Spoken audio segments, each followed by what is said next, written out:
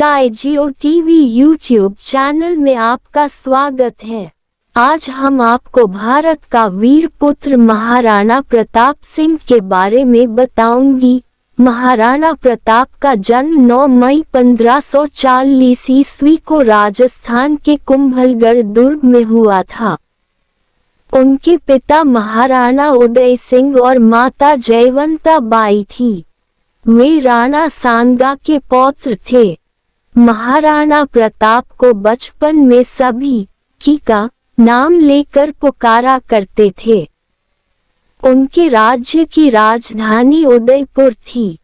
राज्य सीमा मेवाड़ थी।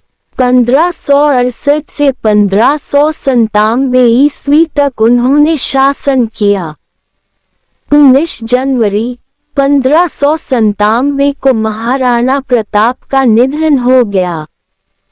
हल्दी घाटी का युद्ध मुगल बादशाह अकबर और महाराणा प्रताप के बीच 18 जून 1576 ईस्वी को लड़ा गया था।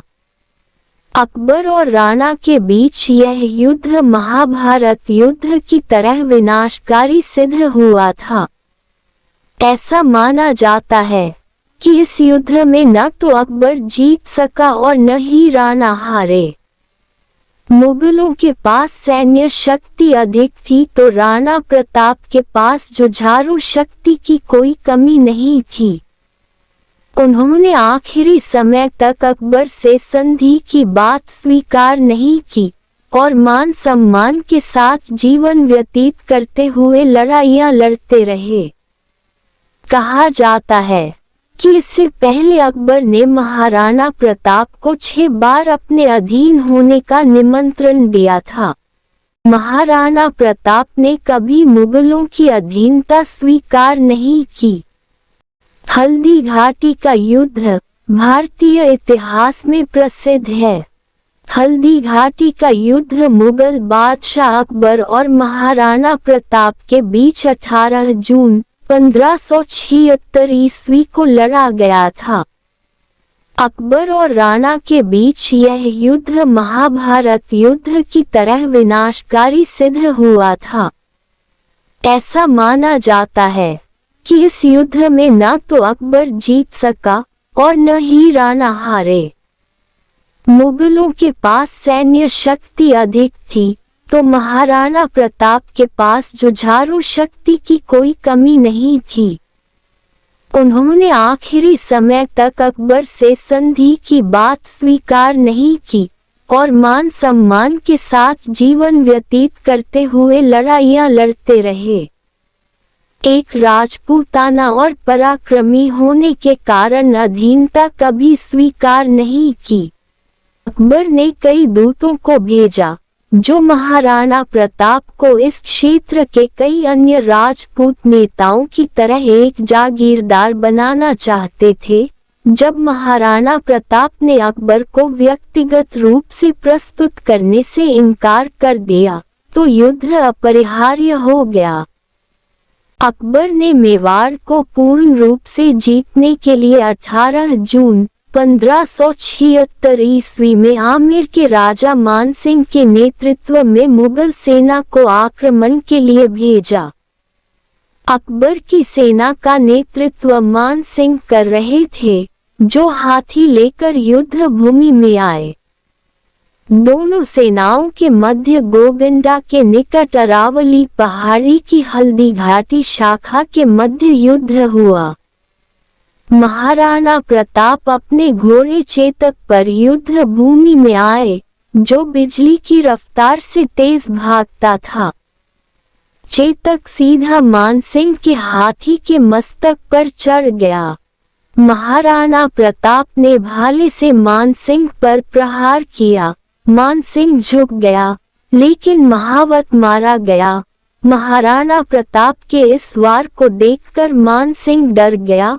उतरते वक्त चेतक का पैर हाथी की सूंड में बंधी तलवार से कट गया था। अंत समय तक चेतक ने महाराणा प्रताप का साथ दिया। इस युद्ध के बाद जगह जगह खून ही खून बिखरा हुआ था। इस युद्ध में इतना रक्तपात हुआ कि इस जगह को रेक्ततलाई के नाम से जाना जाता है।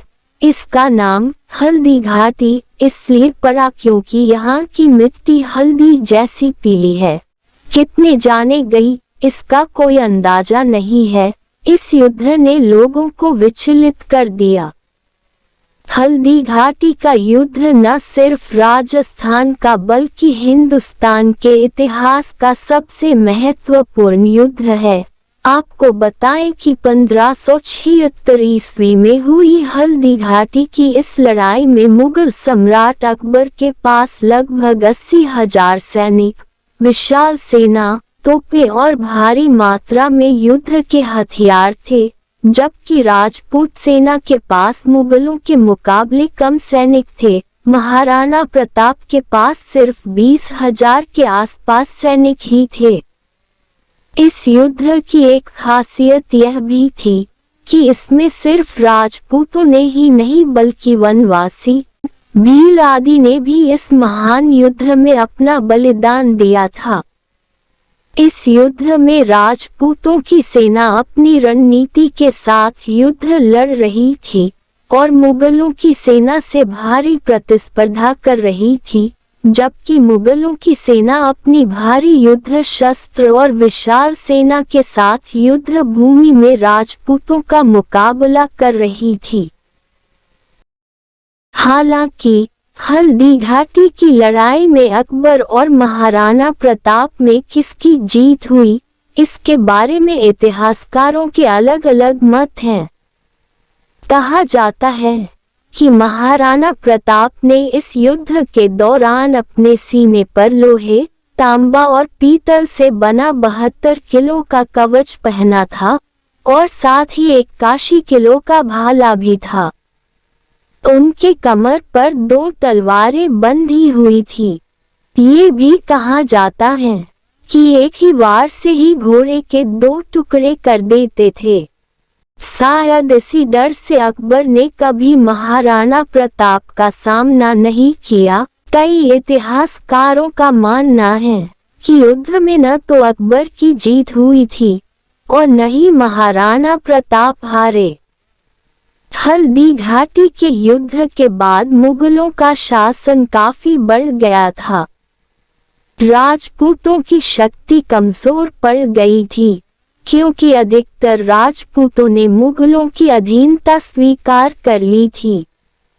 हल्दी घाटी के युद्ध के बाद भी पराक्रमी महाराणा प्रताप ने कभी भी अधीनता स्वीकार नहीं की और आजीवन स्वतंत्र जीवन जीते रहे।